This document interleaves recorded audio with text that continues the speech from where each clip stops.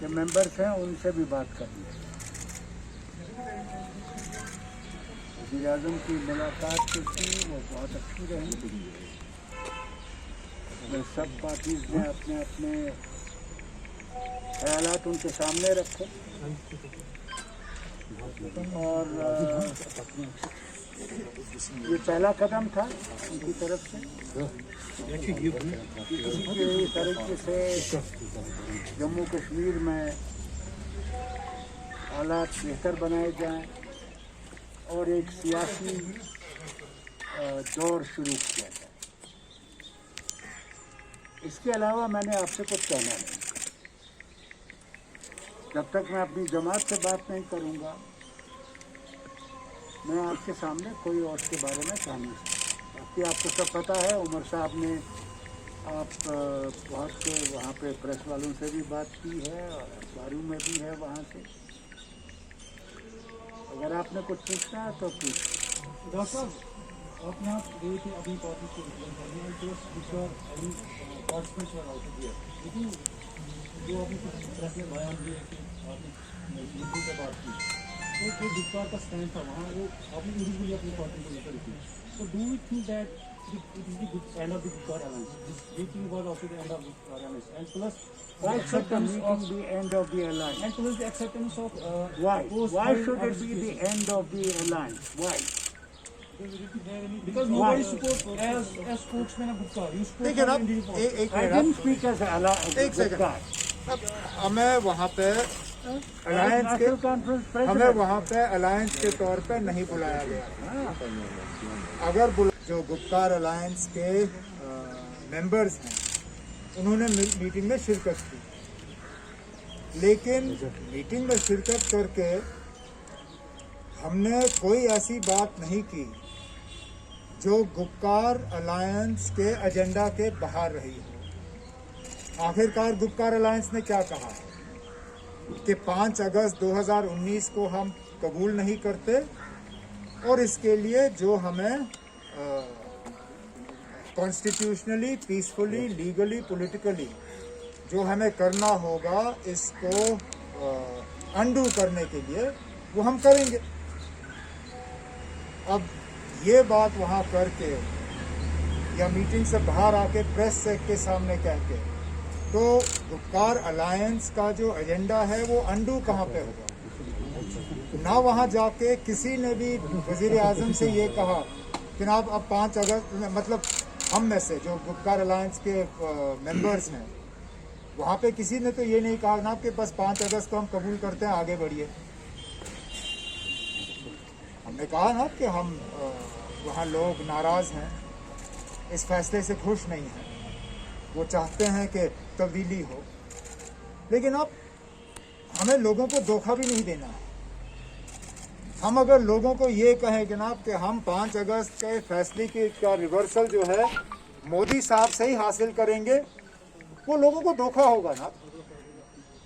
जिन्होंने हमसे लिया, हम क्या लोगों को यही धोखा दें कि उन्हीं से हम वापस हासिल करेंगे? और साफ अल्फाजों में वज़ीर-ए-आज़म साहब के सामने न सिर्फ महबूबा मुफ्ती साहिबा ने, फारूक साहब ने भी ये कहा ना, बीजेपी को 70 साल लगे अपना 370 को हटाने का एजेंडा कामयाब कराने में। हमें अगर 70 हफ्ते, 70 महीने या जितना टाइम लगेगा, हम अपने मिशन से पीछे नहीं हटेंगे। तो साफ अल्फाजों में जो हमें कहना था कह दिया और वज़ीर-ए-आज़म साहब ने सुना। और क्या चाहते हैं आप? Umar Saab, do we see the 70% of what Home Minister said in his press conference was about delimitation commission, and he insisted that this process should start. So after the meeting, participated in the meeting in Delhi, you will participate in the process of the delimitation. As far as the delimitation commission is concerned, the party has made it very clear. They have authorized Dr. Saab to take a view as and when necessary. There has been no fresh approach to the National Conference from the delimitation commission. As and when the delimitation commission makes an approach to the National Conference, Dr. Saab has been authorized by the party to take a view. And what will be that view? Why should we tell you here? We'll tell the delimitation commission. No? He has been authorized to take a view. He'll take a view at that time. जिस तरह से अमित शाह का statement आया या tweet आया या मोदी साहब का ट्वीट आया मीटिंग के बाद, तो उसमें इलेक्शन स्टेट और सीक्वेंस के हिसाब से किया था, तो क्या आपको वो तस्लीम है? देखिए, अब हमने देखिए ये बात मतलब अमित शाह साहब की जो बात आई वो बाकियों के बोलने के बाद आई, लेकिन वज़ीर आज़म साहब की तकरीर से पहले आज़ाद साहब ने हम सब के तरफ से वहाँ बात की और कहा कि ये टाइमलाइन हम नहीं मानते। डिलिमिटेशन इलेक्शन स्टेटहुड नहीं, डिलिमिटेशन स्टेटहुड फिर इलेक्शन। अगर इलेक्शन कराना ही है तो पहले स्टेटहुड लौटा दीजिए, उसके बाद फिर इलेक्शन पे हम बात करेंगे।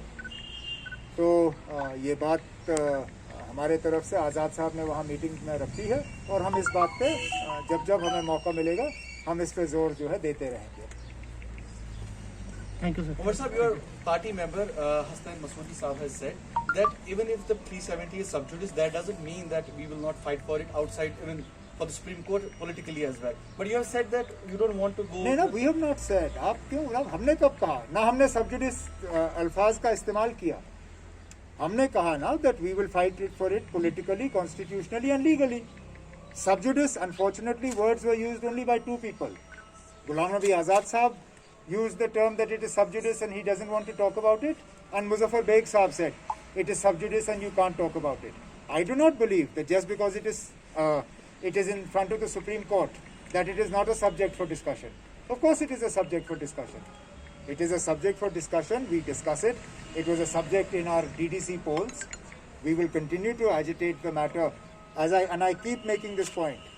Legally, constitutionally and peacefully. That is our right. And we will exercise that right. And personally, if the Article 370 was not restored, you won't fight the elections. That's नहीं, that's मैं पर्सनली थोड़ी ना यहाँ बैठा हूँ, मैं पार्टी की तरफ से बैठा हूँ यहाँ। You're also personally present here.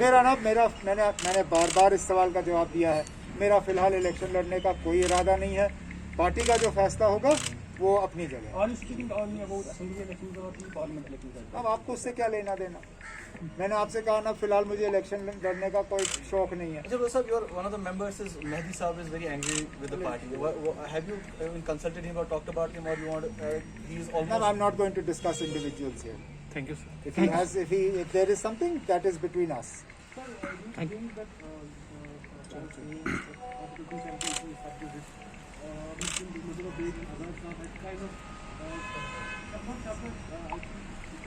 बात कर रहे हो?